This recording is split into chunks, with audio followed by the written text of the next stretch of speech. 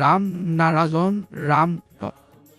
আমাৰ শৰীৰ এটা জটিল যন্ত্ৰ যি এটা সমন্বিত একক ৰূপে কাম কৰে, য'ত সকলো অংগ পৰস্পৰ সংযুক্ত হৈ থাকে আৰু এটা জীৱিত প্ৰণালী গঠিত য'ত ই সক্ৰিয় আৰু সৃষ্টিশীল প্ৰেম, স্নেহ আৰু সম্পৰ্কৰ বন্ধনত ভৰা, যি আমাক এটা ঐক্যবদ্ধ পৰিয়ালত পৰিণত কৰে। সকলো অংগ এটা দলৰ দৰে একেলগে কাম কৰে, কোনো অংগক মূল্যহীন নকৰি। প্ৰত্যেক জীৱ, উদ্ভিদ আৰু পোখালী জীৱন আৰু চেতনাৰে পৰিপূৰ্ণ এই শৰীৰৰ ভিতৰত 50 বিলিয়ন মানুহৰ আত্মা, চেতনাৰ কণ আৰু দিব্য উপাদান উপস্থিত আছে।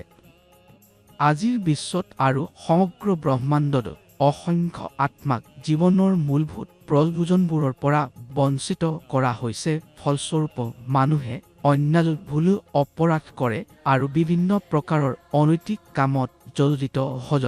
তেওঁলোকৰ অস্থিৰতা তেওঁলোকৰ হৃদয় আৰু চেতনাৰ গভীৰ ক্ষুধাৰ পৰা উৎপন্ন হয়। যিদৰে এজন ক্ষুধাৰ্ত মানুহ বিভ্ৰান্তিত চিঞৰিব পাৰে আৰু পথভ্ৰষ্ট হ'ব পাৰে, ঠিক তেনেদৰে আমি ভিতৰৰ অসংখ্য চেতনা আমাক প্ৰভাৱিত কৰে। ৰাম নাৰায়ণ ৰাম নামৰ মূলষাৰ পৰা অসংখ্য জীৱৰ সৃষ্টি হৈছে।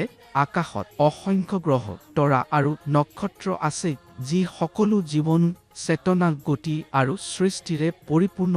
সেইবোৰ তৰহ, ক্ষুধা, দুখ, যন্ত্ৰণা আৰু সমস্যা অনুভৱ কৰে।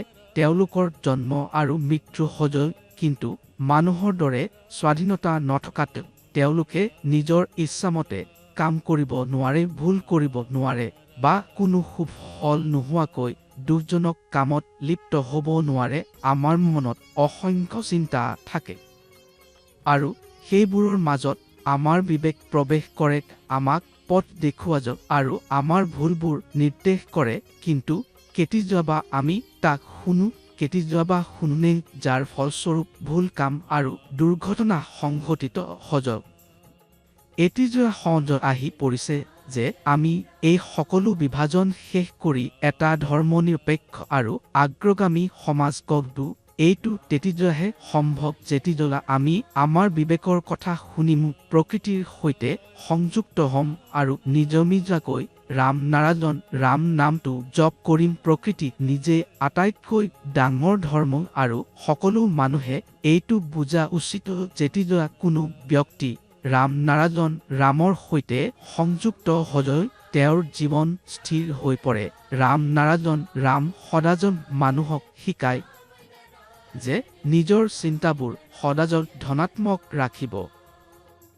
সদায় আপোনাৰ বিবেকৰ কথা শুনক, আপোনাৰ অন্তৰ আত্মাৰ শব্দ শুনক। আজিৰ বিশ্বতো সকলো মানুহ সুখ বিচাৰি ফুৰিছে, শান্তিৰ সন্ধান কৰি আছে। এই সুখ আৰু শান্তি বিচাৰি আমি ঠাজলে ঘূৰি ফুৰো, কিন্তু আমি পাহৰি যাওঁ যে এই সুখ আৰু শান্তি আমাৰ ভিতৰতে আছে। কেৱল ৰাম নাৰায়ণ ৰাম নামৰ সৈতে সংযোগ স্থাপন কৰাটোহে প্ৰয়োজন। তেতিয়া আপুনি দেখিব সকলো মানুহ কিদৰে জীৱনত সুখৰ অভিজ্ঞতা লাভ কৰে। সমগ্ৰ ব্ৰহ্মাণ্ড ৰাম নাৰায়ণ ৰামৰ ভিতৰত অন্তৰ্ভুক্ত।